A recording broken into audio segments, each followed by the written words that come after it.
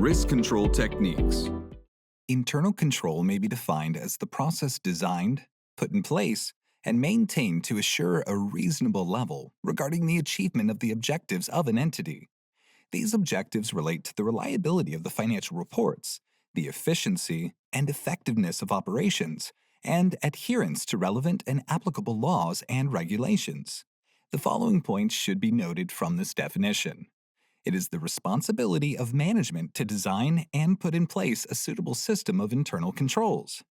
Internal controls are designed to deal with financial risks, operational risks, and compliance risks.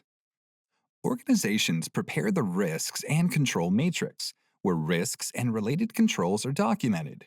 Such a matrix enables the management to review the risks and related controls according to the risk classification, inherent and residual risk assessments, and any apparent weaknesses in the controls. Further, the controls are marked into different control categories according to the nature of the controls as follows. Preventative controls. Prevention of errors and irregularities should be the aim of the organizations.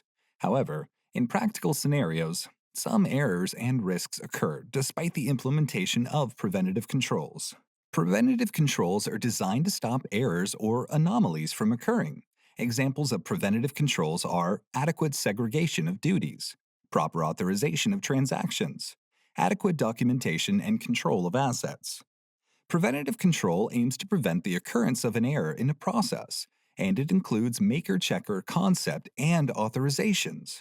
For example, to prevent the purchase of unauthorized fixed assets, the management has built the preventative controls in the form of authorization and approval of fixed asset purchase by the senior management or the Asset Purchase Committee.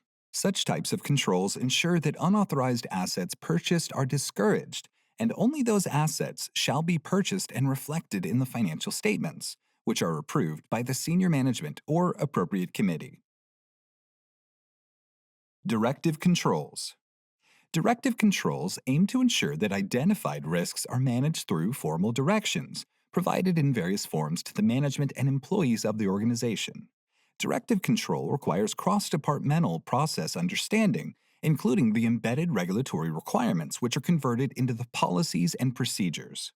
These policies, procedures, also lead to the development of standard operating procedures and formal directions in specific areas.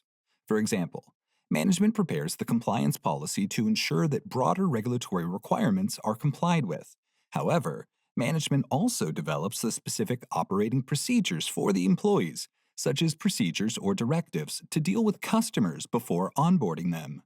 These directions shall refer to the compliance policy and the regulatory requirements which deal with the customer onboarding process. Similarly, management identifies broader risks and their integration to ensure that relevant directives are prepared and approved for compliance purposes. Detective controls. Errors occurred in a process need to be detected to ensure that corrective measures are taken to minimize the impact on the whole process or activity. Detective controls should aim to detect errors on a timely basis. In case the errors are not detected on a timely basis, then the effectiveness of detective controls would be marked as ineffective.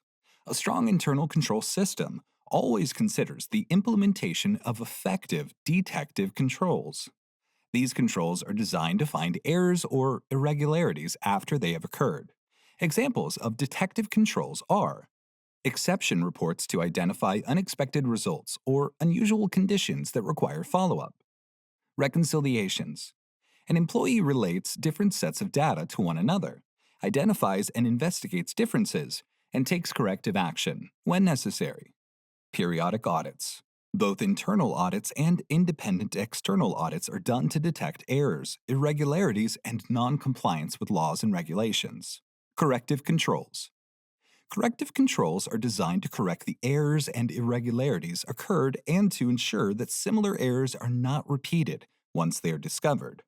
Corrective controls are built in the form of procedures and manuals for the reference of the employees. Some controls are built into the system, which automatically corrects the errors or prevents the occurrence of errors.